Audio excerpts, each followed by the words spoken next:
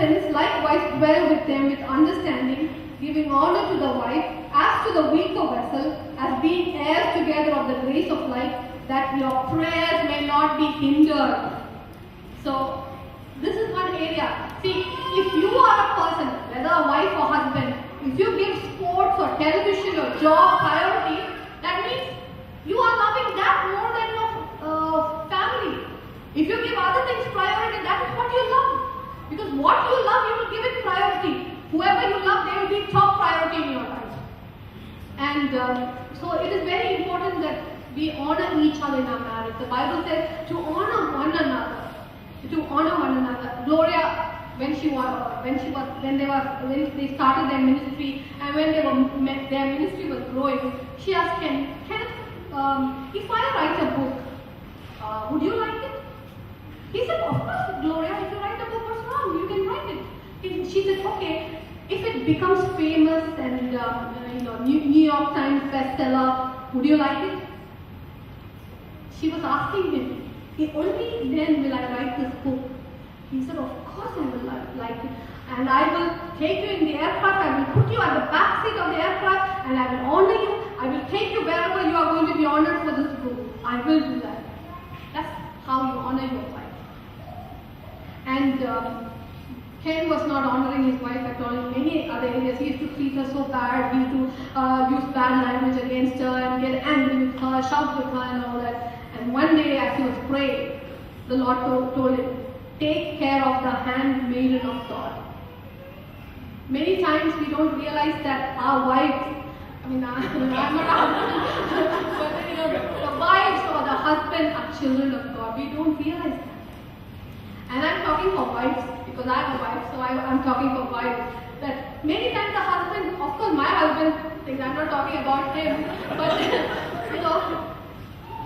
we don't think that, most of the husbands, they don't think that their wife is a handmaiden of the Lord.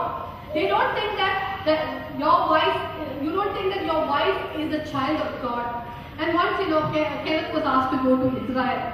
I learned a lot from Kenneth and Gloria and their integrity, and that's what we are practicing in our life, because we learned a lot from them. So in one of his tapes, I heard that he was asked to go to Israel. He said, God said, he immediately obeys God. God woke him up and said, Ken, I want you to go to Israel today. And he's a pilot. He said, Lord, for what? I'll tell you when you get there. So, it's not easy to get the aircraft and go to Israel. So he took the aircraft, all the staff, everyone, and then he went to Israel. When he got to Israel, he asked God, okay, now what do you want me to do? I want you to talk to my daughter, a woman.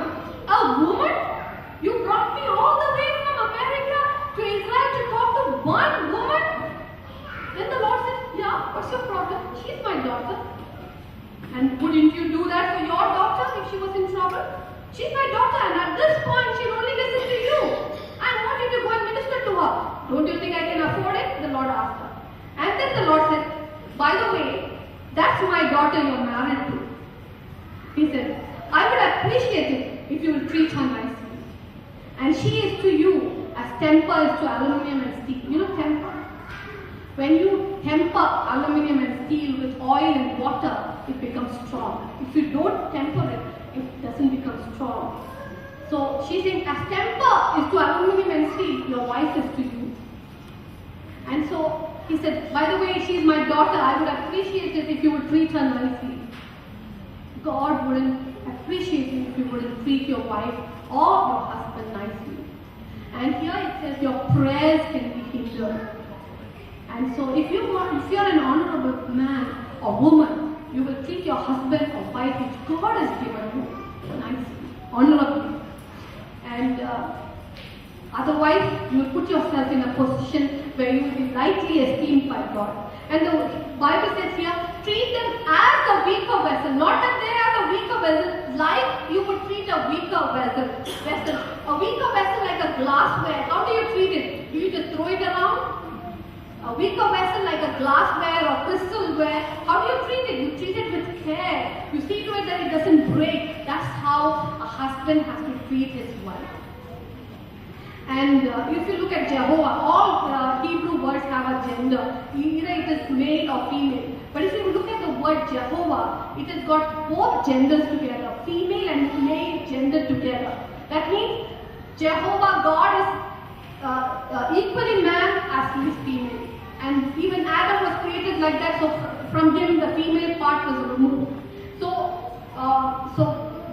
we have all the qualities, if your husband and wife come together, we have the female part quality of God and the male part quality of God. Together, you are a force against the devil. So it is very important. And it's very important that we fall in love with each other. Many of us are legally married, that's all, but we are not in love with each other. But it's very, very important that we fall in love with each other. And God will help us. You need to ask God to help us. And when you do such things, God will come on the scene and help you, because you are living an honorable life before the Lord. And a man, when he puts his eyes on another woman to appreciate her or anything, you are dishonoring your wife. When you are looking at another woman or flirting with another woman or appreciating some other woman, you are dishonoring your wife. Same way with the wife. If she is looking at another man and then appreciating or desiring for that man, she is dishonoring her husband. Not only that, you should remember that your wife is your covenant sister too. She's not only a child of God, she's not only your wife, but she's your covenant sister, because in heaven there is no marriage. So honor your husband, submit to your husband. See, how do you submit to your husband? By listening to them, by blessing them. And another area, as I was praying, God showed me this area is the in-laws, where the in-laws are concerned. See, many times in India I've noticed that the husbands, they do not treat the wife's parents with honor, because they are the wife's parents. They just go there and they say hi and bye and that's it. But when you treat your wife's parents honorably, then your wife will treat your parents honorably. And then when you treat your wife's parents, your in-laws honorably and lovingly, then God will honor you. God will honor you. And it's very important that you treat your in-laws. And with regard to children, don't lie to your children. Don't lie to your children. When you keep saying that I'm going to beat you, I'm going to beat you, I'm going to beat you, and when you don't beat them, the children will learn it. They know the trick. Always say, I will beat you. If you do it, I'll beat you. And I remember one child, see, Mama will beat you. She said, she won't beat me. You just want it. The children are very, very clever. They know. When you say, I'm going to beat you, I'm going to beat you, I'm going to beat you, and if you don't beat, they will know. And they will never trust you. One thing we learned while we were bringing up Rebecca is from Kenneth and Gloria, we learned is never lie to a child. And so there are some parents who say that, oh, if you eat this, I will give you this, I'll give you ice cream, and they never give it. And finally the child knows that, oh, the parents will promise all this, they will not give. But for us, what we did, Rebecca is a witness, what we did is, when we say something, we will do it, no matter how difficult it is. And when we are not able to do it, we will not tell, I will take you for the cinema, I will take you for this, I will take you to the park. We will not be able to take you, Rebecca, because it's not possible for us. And she knows. Even now, she trusts our word. When you keep telling the truth to your children, as they grow up, they will trust your word. Otherwise, oh, she's just going on saying, I don't think she will do it. My mom used to be like that. You know what? If you will do this, I will buy this. And she would never buy it. And then finally, as we grew up, she would say that we won't even listen to it. Because she wouldn't do it. So, but then if you would tell the truth to your children, you live honorably before them. Your yes being yes and no being no. And you show them that you are an honorable parent. They will respect you and they will obey you and they will listen to you and they will trust you no matter what. If you tell them something, they will trust you. But that has to start from babyhood. If you say that, I'll give you this, I'll give you that if you eat, just jokingly, don't do that. Don't do that. You're not living an honorable life before the children. Let your yes be yes and no be no. Ephesians chapter 6 verse 4.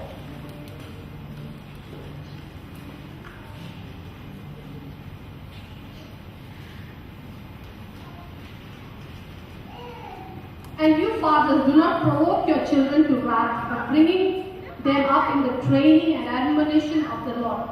It says, you fathers, because I think the mothers are the soft ones, and it doesn't say you parents, but it says you fathers, do not provoke your children to wrath, but bring them up in the training and admonition of the Lord.